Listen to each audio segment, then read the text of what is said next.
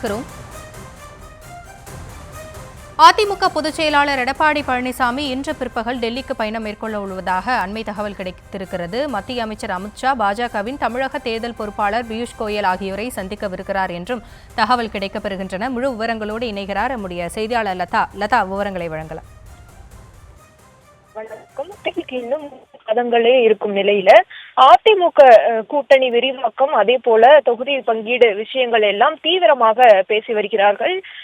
எனவே தற்பொழுது கூட பார்த்தோம் அப்படின்னா பாமக அதிமுக இடையேயான அந்த தொகுதி பங்கீடும் கூட கையெழுத்தாகி இருக்கிறது. இதற்கிடையே இன்று பிற்பகல் அதிமுக பொதுச் செயலாளர் எடப்பாடி பழனிசாமி டெல்லி செல்ல இருக்கிறார். டெல்லி செல்லக்கூடிய அவர் அங்கு வைத்து மத்திய உள்துறை அமைச்சர் அமித்ஷா அவர்களையும், அதே போல தமிழக பாஜகவின் தேர்தல் பொறுப்பாளரான பியூஷ் கோயல் அவர்களையும் சந்தித்து பேச இருப்பதாக தகவல்கள் கிடைத்திருக்கிறது. இதற்கேற்ற வகையில் ஏற்கனவே முன்னாள் அமைச்சர் எஸ்.பி. வேலுமணியும் ஏற்கனவே டெல்லியில் தான் இருப்பதாகவும் தெரிய வருகிறது. இந்த சந்திப்பின் போது தொகுதி பங்கீடு விஷயங்கள், மேலும் கூட்டணி விரிவாக்கம் தொடர்பாக பேச இருப்பதாக தகவல்கள் கிடைத்திருக்கிறது. ஏற்கனவே கூட்டணி தற்பொழுது பாமகவும் கூட்டணியில் இருப்பதை உறுதி செய்து தொகுதி பங்கீடும் கூட கையெழுத்தாகி இருக்கிறது.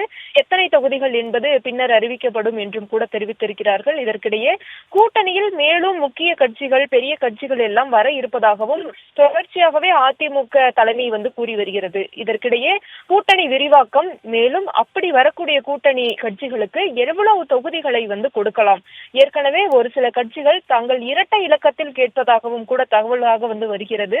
முக்கியமா டிடிவியாக இருக்கட்டும், அதே போல தேமுதிகவாக இருக்கட்டும், அவர்கள் கூட்டணிக்கு வர இருப்பதாகவும், அவர்கள் 2 இலக்கத்தில் தொகுதிகளை கேட்பதாகவும் தகவல்களாக பல்வேறு விஷயங்கள் எல்லாம் கிடைத்து வரக்கூடிய நிலையில, அப்படி ஒருவேளை அவர்கள் கூட்டணிக்கு வருவது, மேலும் அப்படி வரக்கூடிய பட்சத்தில் அவர்களுக்கு எத்தனை தொகுதிகள் ஒதுக்குவது, அதிமுக எவ்வளவு தொகுதிகளில் போட்டியிடுவது, கூட்டணி கட்சிகளுக்கு எவ்வளவு தொகுதிகளை கொடுப்பது என பல்வேறு விஷயங்களை அவர்கள் ஆலோசித்து ஒரு சுமூக முடிவை இதில் எட்டுவார்கள் என்ற ஒரு எதிர்பார்ப்பு எழுந்திருக்கிறது. இதற்கிடையே இன்றைய தினம் அதிமுக பொதுச் செயலாளர் எடப்பாடி பழனிசாமி இன்று பிற்பகல் அளவில் சென்னையிலிருந்து டெல்லிக்கு விமானத்தில் செல்ல இருக்கிறார்.